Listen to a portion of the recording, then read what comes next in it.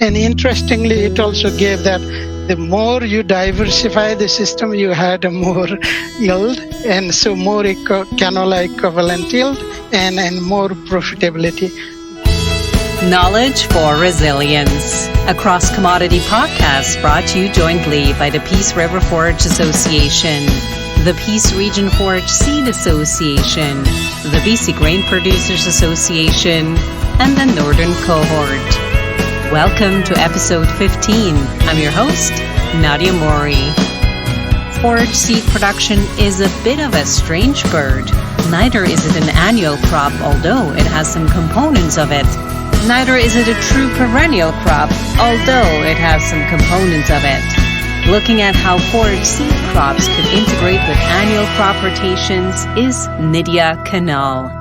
Dr. Nitya Kanal has been leading the forage research program at the Beaver Lodge Research Farm in the Department of Agriculture and Agri-Food Canada since 2016. He developed and diversified the research program covering the aspects of cropping system design, soil and plant nutrients management, plant growth regulation, plant protection, population involvement, breeder seed maintenance, and cultivar testing to support the forage sector in Western Canada. He earned his doctorate degree in plant science from the University of Saskatchewan in 2011 and did postdoctoral work at AFC Swift Current Research and Development Centre till early 2016. He completed his master's degree in agricultural systems from Chiang Mai University in Thailand and completed his bachelor degree in agriculture from Tribhuvan University in Nepal. His research innovations have been published in peer-reviewed journals, conference proceedings, industrial magazines, and extension media. He is the General Secretary of the Nepalese Agricultural Professionals of Americas and a member of the Alberta Institute of Agrologists and various other professional societies. In this episode, we also would like to give a shout-out to Arv's Dog Resources, based out of Dawson Creek, empowering you with the knowledge to build a better relationship with your dog, offering one-on-one training with you and your dog in your own home. Contact Amanda at Arv's Dog Resources and build a better relationship with your dog. Without further ado, let's forage on!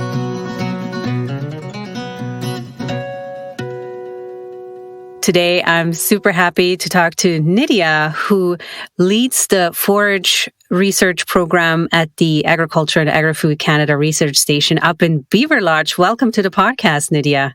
Thank you so much, Nadia, for this nice introduction and for providing me with this opportunity to share my experience with farmers, ranchers, and agricultural professionals through this podcast. Thank you so much.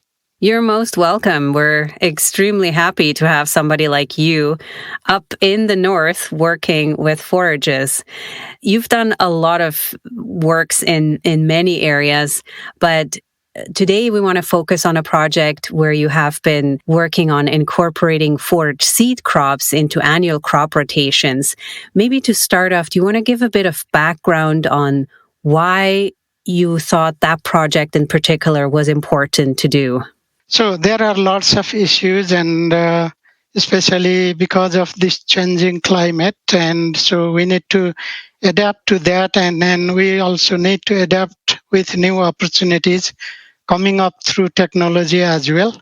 So yeah, in the cropping systems everywhere in the world, and Peace region is not an exception. There have been lots of changes in agricultural systems, and one of the change is input intensified, simplified agricultural systems. And now it has been already proven and increasingly realized that those simplified systems have less resilience against biotic pressures such as insect pest diseases and weeds and environmental factors. So to adapt in that situation, the diversification of cropping system is realized to be increasingly needed. So the crop rotation is one of the diversification strategy, and the solution for that are sought by our producers, industries, and so we are working based on their priority issues, we think that those are relevant to our producers. What findings we come up with and will be relevant and readily adaptable to our producers in this region. And when you talk about simplified cropping systems or cropping rotations, can you just maybe expand on that, what that would look like? So, yeah, simplification is less crops, more tight rotation, the same crop repeats over and over less frequently, sometimes continuously, sometimes alternated by just one or two crops.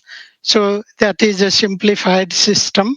And again, in the same cropping system, also there are multiple ways of increasing diversity, such as growing multiple crops at the same time. So that is not happening in modern agricultural systems. There is one single crop that repeats itself over and over, or is alternated with one or two crops over and over. And so that system is a simplified system, simplified in terms of less diversity of crops and less diversity of landscape and less diversity of land use. Yeah, I remember when I was in Saskatchewan, sometimes they would joke about doing a canola snow canola rotation. That's right, yeah.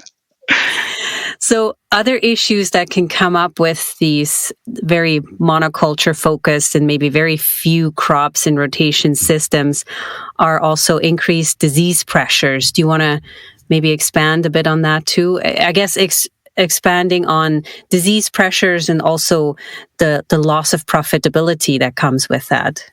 This is a very burning question. And so, yeah, the simplification, how it causes more insect pest disease and weed pressure is, there are lots of surveys done, like what is the status of these. And so over time, and there are the reports that there is increasingly new emergence of some insect pests and diseases, and also herbicide resistance in the system. Especially the reports say that there is an increasing issue of rust, fusarium head blight, sclerotinia, gloom blotch, root rot in wheat, and in canola, clubroot, black leg, root rots, sclerotinia. Similarly, other pulse crops also have a number of diseases like Escochyta blight, aphanomyces, very difficult pathogen to control, and that lasts for several years in the soil, downy mildew, chocolate spots, and so on. And so similarly, we also hear a lot about increasing incidence of stem sawfly, grasshoppers, armyworms, wireworms, flea beetles, root maggots. And so the simplification of the system allows them to persist in the system because there is no break. Always there is a host available for them to attack and to maintain their population. If there is different kind of crops and that is not favorable for those diseases and pests, that results in breaking pest cycle, that reduces the pest epidemics and insect pest resurgence and so on. So simplified cropping system that way also. And another factor is actually simplification results in loss of natural enemies of pest and pathogen, and that gives them monotony for their existence there. So that way, in the simplified systems have more these biotic stresses. Similarly, for the abiotic stress adaptation, the diversified system allows the system kind of like to be resilient because of different, comparative advantage of different species. Sometimes one crop might not do as good and other crop can compensate for that. That way the diversification has a buffering effect through both agronomically and economically through different market niches of different products.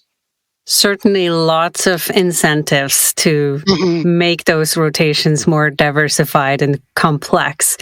That's right. So in your project specifically, you were looking at incorporating forage seed crops, correct? That's right.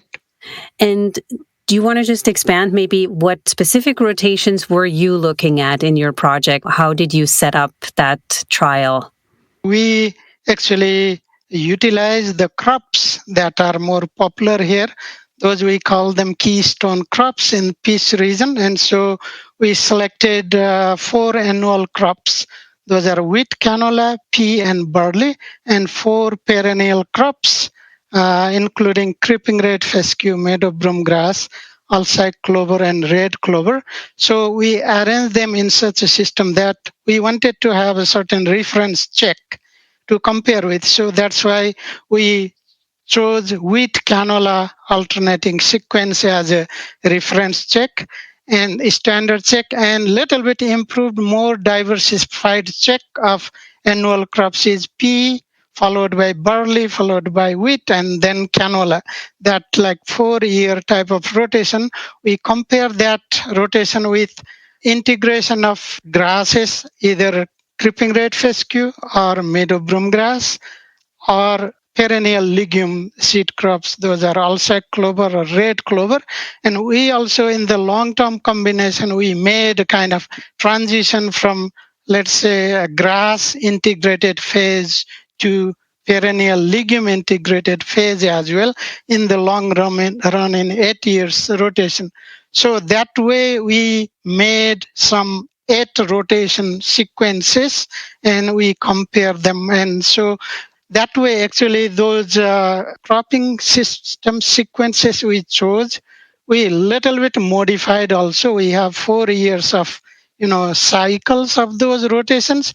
What we learned from there, then we also changed something to tweak. Okay, let's see this what happens, and that way the cropping systems are not static. Actually, the way we started, they are changing, and so we started that in 2013, and from 2013 to 16, instead of reference check that wheat canola is still there, instead of other a different cropping system, we had a canola, continuous canola, as you referred to earlier, canola snow sequence. So that canola, now we thought that farmers already understood the continuous same crop doesn't work, and so there is no value of continuing that, and so we introduced something else instead of that. And from 2017, and so we started having different, and so to my understanding, I thought, okay, let's make it more perennial intensified. But, I learned a lot from there, and so what works and what doesn't work. And if you have a very short transition of perennial to perennial, there are issues as well. The first issue is terminating the first crop effectively, and second issue is effectively establishing the following crop. So in that, some type of their intermediary transition of annual crop is needed. That is still 6 more diversified rotation, not only perennial and perennial, annual and annual, more functional diversity even for practical point of view. So that's probably a question that people will have, okay, so if I incorporate a perennial crop, how will I terminate it effectively? And you just mentioned that is obviously one of the challenges that came up. Now, you said you had both grasses, perennial grasses, and then the legumes. Was it harder with the grasses versus the legumes? Was there any difference between the two in terms of termination of stand? Yeah, actually, grasses are more difficult. Even among the grasses, creeping red fescue, because it is meant for herbicide tolerance for the end users. It is a turf grass, right? So you want it to thrive through herbicide application so that it thrives while other weeds are killed. So it is pretty difficult. So in that aspect also, yeah, it needs more herbicidal treatments for the termination. And now we are thinking of manipulating its taking benefit of its physiological condition also. We are still working on how effectively we can terminate. And one strategy is knocking down it twice by rolling. so that it is physically wounded. Then at the same time you apply herbicide, then you have a chemical, stress that way, and it also allows taking up some herbicides. And so we learned that technique from a farmer who would do that way. So we are testing that, and so we still have that experiment ongoing. So, but it looks promising that way. Another thing is, you let them little bit, invigorate them for the growth by cutting at very low height. So you give them pressure to grow in the fall. When they want to go dormant, put some reserve in the root system. Instead of that, activate their growth to our shoot system by cutting them at low level. Then they have a succulent growth coming and give herbicide shot. That way, anyway, there is some mechanical and chemical kind of combination that may need for effective termination. So we are still working on that. Did you also find, like, in the sequence of the rotation that made a difference? Like, what crop would go after the perennial crop to help sort of with that termination challenge? And that is another great question. Actually, for that, we found it the herbicide-resistant canola that we have available. That seems to be the best option, because after you seed that crop, still you can put herbicide. So let's say glyphosate like herbicide, broad spectrum herbicide, you have a canola that is not killed, but anything that comes up there and can be killed. So that is kind of like a very specific option so far for that. Yeah, I think in the future, we may have to look at other opportunities. So far, without having, these tillage system, and one tillage would be one of the things turning that. And so in the past, there would be some burning and other type of activities, and that would take place. And so we don't do that anymore because of the environmental concern and carbon dioxide emission and those issues. And so we have that option currently, but we need to work around that, like what other crops can be beneficial and can follow after perennial crops. And when you incorporate the perennial crops, do they stay in for a period of 2 years, or how long are you keeping them in your rotation? For perennial crops, that is another good question. Actually, our situation, and somewhere, for example, in Oregon, we saw some fields of orchard grass and other crops continuing in 14th year.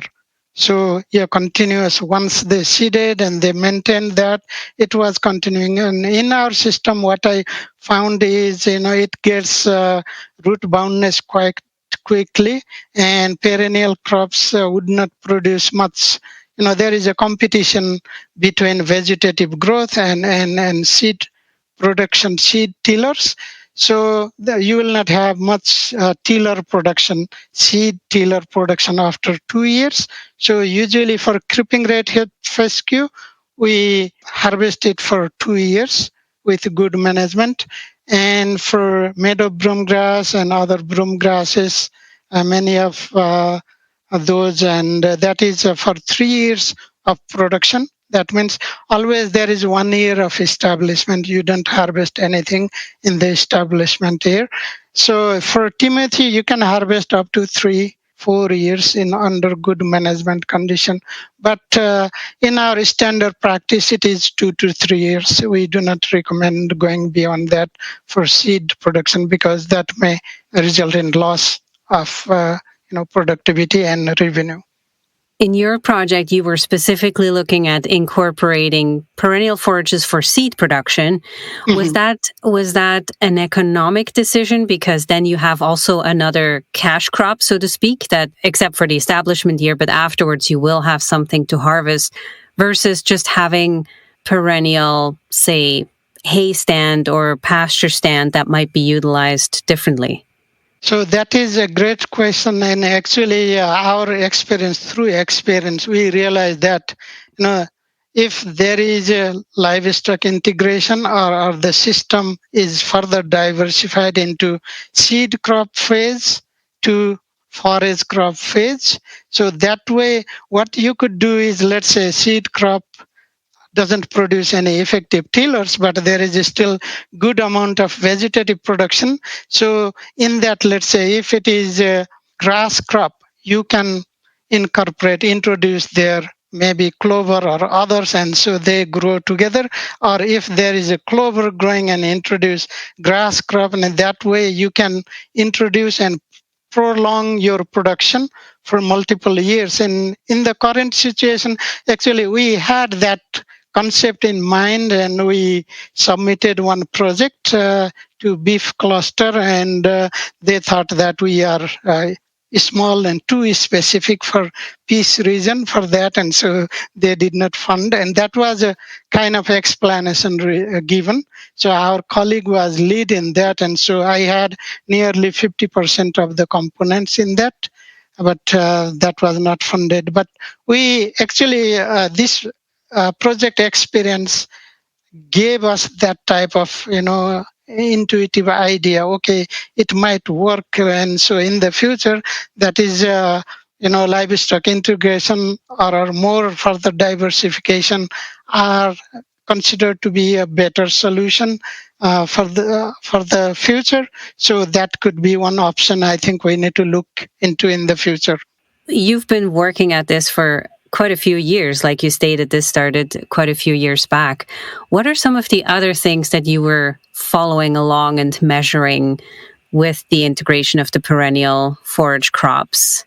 Yeah, actually related to previous question, I think I missed a little bit part of the previous question. I will build on that, and that is a profitability aspect. So yeah, it was actually a little bit surprising result as well to me that, perennial seed crops can be that much competitive even if you forego 1 year of production. In the establishment year, you do not have production. So in creeping rate fescue followed by canola rotation, we had the highest canola equivalent yield. For making 4 years yield of different crops, we expressed that yield into canola equivalent yield. That is a price ratio of non-canola to canola multiplied by the yield of that particular crop. That way you come up with a canola equivalent yield to compare the crops of different kinds, like they have different seeds, different weight, and that way you have like some idea. So, and in that creeping rate fescue followed by canola rotation, that was the highest canola equivalent yield producer. And again, we expressed that considering little bit of variable cost there between two different rotation. One has a more herbicide need, other one you don't have to have seed every year. So operational seeding cost and seed cost is reduced. We weigh in those and came up with a gross margin, and the same system had the highest gross margin. And interestingly, it also gave that the more you diversify the system, you had a more yield, and so more canola equivalent yield and more profitability. More diverse annual crop rotation, I mentioned earlier, pea, barley, wheat, canola was much higher, profitable than the wheat canola alternation. So yeah, that way, yeah, those comparative advantage that I observed. And so other benefits based on the literature, there are lots of benefit, and we little bit shed light on earlier breaking pest cycle and so on. So another thing is perennial crops have higher root to shoot ratio. That means how much they put underground is almost equal to above ground, while annual crops have more, nearly or more than 5 times above ground growth than the underground growth. That means the ratio between above ground and underground, it is more or less like quite close to 1. Actually, several studies compilation is that 0.77, that is slightly less than 1. That means the root part is slightly less biomass than the above ground part to 1.1. Sometimes you have a more biomass underground than above ground. That way, that puts a lot into carbon stock. That finally results in organic matter. That way you have organic matter, and that also helps in building better soil structure, good infiltration, and so that way all those physical and chemical factors. And sometimes actually we also measured microbial activities of beneficial microorganisms that have some nutrient mobilizing properties and other nutrient recycling type of properties. So those activities also enhanced in the perennial system. And so those are some of our measurements and also some reference to earlier work. And one interesting work in the Peace region was in around, I think, 1990s or so, near forts and zones. And they measured the, water runoff, comparative water runoff between the monoculture annual system and perennial creeping rate fescue integrated system. So in that annual system had 35% more runoff, but with that 35% more runoff, there was fourfold more soil loss from annual system compared to the perennial integrated system. So soil loss means you are losing nutrients from the soil as well. You are and so there is a lot of offsite pollution, lots of those offsite effect. And greenhouse gas emission, we are currently just started doing that, but somewhere else in Manitoba they did. And so greenhouse gas emission, the perennial forest crops were net sink, while the annual crops were net source of about like 4 to 5 ton carbon equivalent from the soil or in the soil, the sink in the soil or from the soil. So that way it seems to be environmentally very beneficial as well. What we call lots of all these benefits in agricultural ecosystem, we call them these ecosystem services. And so those are productive and other regulatory and supportive services. And again, the perenniality also has a benefit. We little bit shed light on before on promoting the natural enemies of pests and pathogens and promoting pollinators activities as well through legume. Let's say they have showy flowers and provide a lot of nectars, invite pollinators, and that benefits, if you have nearby annual crops, that also benefits annual crops. Yeah, lots of like ecosystem services from the perennial crops in the system. It seems like it's just giving a real positive spin to the whole system, and then it elevates everything, like, more soil organic matter, more water holding capacity, less runoff, all the good stuff, more beneficial insects, more beneficial microbes, everything just spiraling up. Yeah. Exactly. Soil health and environmental health. And that gives us a lot of advantage in terms of yield. Yeah. So you were mentioning that the creeping red fescue canola was kind of one of the highest in terms of agronomic benefits. Mm-hmm. I'm surprised it wasn't something that involved a legume like a clover, but maybe that had more benefits on the nitrogen fixation end of things. Exactly. Yeah, that is a great question, actually. Yeah, I had to bring that in previous answers as well. But yes, and actually for clover-based rotation, the farmers have started, having the clovers underseeded with wheat. So that way they do not have to forego all from the first year of establishment. That way you can have still some production. But in our system, we did not do initially that way. Now we started having that, and that doesn't seem to reduce much yield of clover, and establishment success was also there. So, and again, after the clover, we have that actually data. The results showed that, if you have a clover in the system for the following wheat crop and even the next canola crop after wheat, and you may not need nitrogen for the wheat at all, supplemental nitrogen, and the previous crop gives itself, and that way you have a lot of advantage from there, reduced cost. And for the canola succeeding crop, from our result, it showed that it can still, for the succeeding second crop, provide up to 50% nitrogen requirement from that. So yeah, it may have even the following year. And so in the past, there was a study done at Beaverlow's itself, and that shows that one had a preceding crop alfalfa, and after that they grew wheat,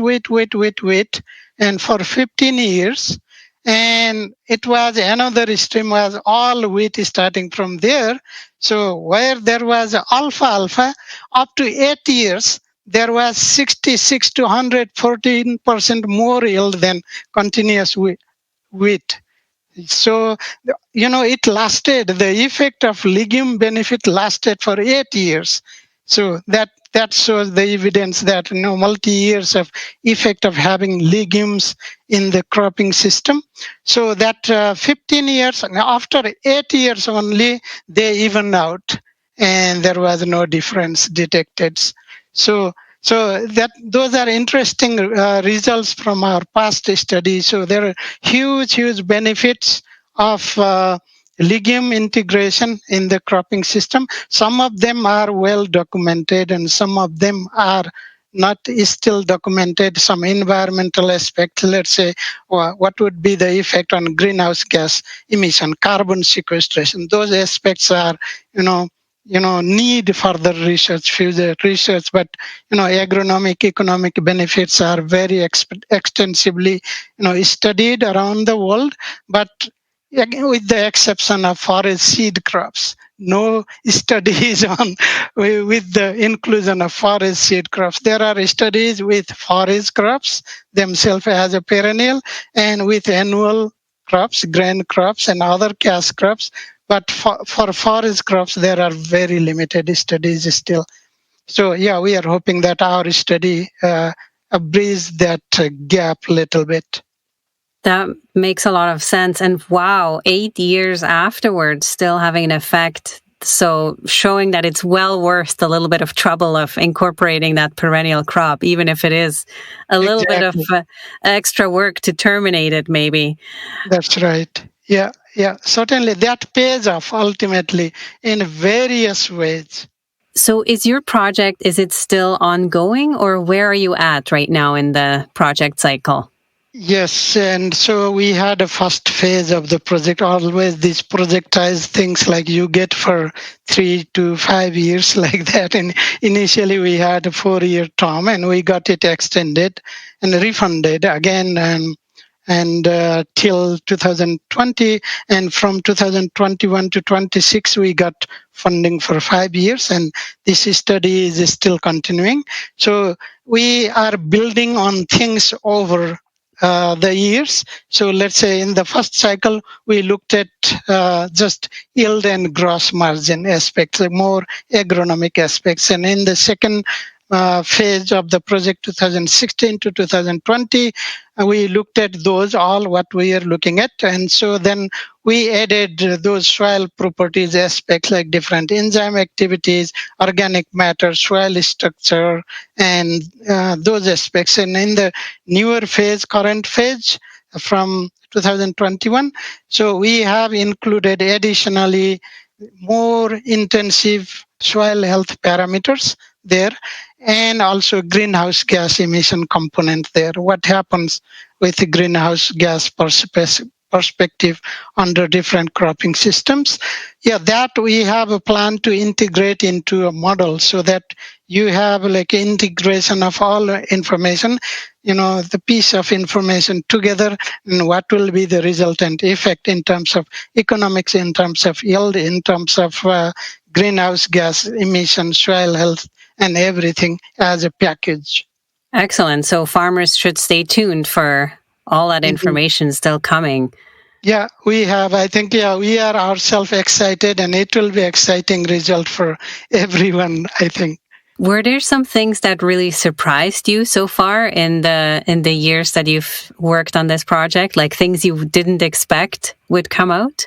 So yeah, I mentioned already a little bit, and itself is the competitiveness of perennial forest crops. After foregoing 1 year of production, I was not expecting that, maybe because I thought I had a perception. Okay, these are my marginal crops, and they are allocated to the land where other crops are not profitably grown. Okay, so those are just marginal crops, so they are not should not be competitive enough with annual crops, those cash crops. But it was not right. So yeah, our result proved my assumption wrong that way. And second thing is, I used to think that, okay, it is not complicated study; it is just simple study. And so over and over, when so we started understanding, and there is so much more to look at and so much more to understand in a diverse aspect of ecosystem services. And just we before I talked about it before, how we could best utilize the already established perennial crop system there, not terminating them directly when they are in peak phase of vegetative production. That peak phase starts for vegetative production after second year, then it goes for few years at least, and at that time we want to terminate because there is too much competition between vegetative growth and reproductive growth. So how can we better utilize that system? Can it be used as a forage phase after that, rather than terminating it into annual crop system that allows more perenniality? The more the perenniality in the system, the you know better resilient the system is. Usually the all studies show that. So that will allow very long term perenniality, switch from seed production phase to the forest production phase, then it withers and you terminate it and go into annual crop phase. I think that will be very advanced and good system to practice with the integration of animals. There's so many options. And I think especially, say, like last winter, where we had quite a forage shortage, I would presume that it could have been quite profitable to make a hay crop off of that and sell it for what the Exactly. hay was worth at this time. So it always will depend, right? What each Mhm, crop is worth at the time. But mhm. certainly, I think just the opportunity to have all these options will also help with resilience for the farmer to have different options of whatever crop they want to produce. So the best thing with that system is nutrient recycling, rather than like you're bringing in too much external input, and instead of that you are recycling that on farm. That way you have even a fertilizer input in terms of like manure from the livestock system, and your forage is utilized on farm itself. And so in our system also it should work, because in New Zealand, sheep grazing, sometimes, other livestock grazing is an integral part of this forest seed production system there. And so that way they say that there is a more ill advantage for the crop. And so, yeah, we need to work on here. And sometimes, there they have a less dormant period in the winter, and winter is less severe, and so there is a more time for crops to grow. And here we have a much shorter season. It might not work the same way, but yeah, I think there are some opportunities we certainly must explore for future of our agriculture. Now, if a producer is curious to maybe see some of these rotations in action, are there any field days planned at Beaver Lodge or where the sites are being done? Is there any opportunity for folks to come and see the plots? Sure, certainly in normal condition, yeah, we used to have, those field days planned, and sometimes, those were planned in the research station itself, and we had opportunity to go outside, and farmers and other agricultural professionals and industry stakeholders would have opportunity to come in the research station to see what we have been doing. So because of this COVID and other situation, and it's still for this year, and looks like there are some requirements in place, and so that doesn't allow to have big public events. But those sort small individual visits, we started having that, and so we are very eagerly waiting for that opportunity again to show to our stakeholders what we have been doing. And certainly it will happen next year for this year. And so I can just explain what is going on in the field. So there are field days planned for July 20 and 21st, and so we'll have those in the various part of Peace region. So there we'll have opportunity to discuss. Unfortunately for this year, so and we will not be able to show for this season. But those experiments are continuing. There's a crop rotation experiments, and so next year we'll have just second year of third phase. So that will continue until 2026, and so certainly we'll have plenty of opportunity to show. And in the meantime, if folks have more in detail questions or in-depth questions, they could probably reach out to you, or maybe some other research. I know you've already published quite a bit of material about this study. Please, anybody, all stakeholders, I'll feel very privileged to have been questions asked and to respond to their questions by email. And my email, my first name, that last name, that is a little bit long, NITYANANDA.Khanal, KHANL @agr.gc.ca, and my phone number 780-354-4264. Yeah, that is my phone number, office phone number. So when we get in touch, and so we want to have like a more discussion and more opportunity to talk, to have a conversation. Do you have any parting thoughts, any sort of final words you'd like to share with producers and stakeholders? Yeah, certainly there are lots of things we can do in the Peace region, lots of opportunities, lots of challenges also with global change in terms of climate, in terms of social and everything. So there are lots of opportunities, and Peace region has lots of potential also. So I think we can work together and so find solution. And so now we have another initiative, that Living Labs initiative, and that gives us more, forum to discuss things and, co-develop the system, co-develop our thought and test our hypothesis together, and come up with, new solutions to our agricultural system. So I'm looking forward to that opportunity. Certainly, yes. I'm very much looking forward to that too. Along that, maybe you have a little teaser of other projects that you have in the pipeline, or what would you like to look at in the future down the road, maybe in relation to this project even? Yes, we have currently a number of projects going on, and so those include some intensive systems. Those are a little bit traditional. This is more agroecological friendly system, and some of them are conventional system, and for helping to produce better seed quality like that. And the seeds have stringent rules and regulation to meet that, like growth regulator application and weed control and nutrient management and those aspects. And so I explained a little bit about this termination study, how we can effectively terminate and what would be the best crop to establish the following crop. And those aspects are also a prominent aspect. We really want to understand the nutrient cycling and nitrogen nutrient use efficiency here.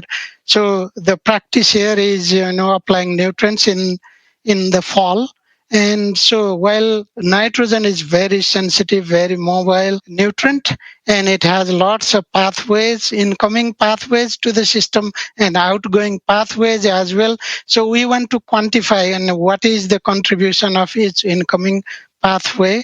And so nitrogen fixation through various legumes, that is little bit studies, and still there may be some weeds and other population that still can fix nutrients independently. And again, different lightening events, like how much there is a nitrogen fixation.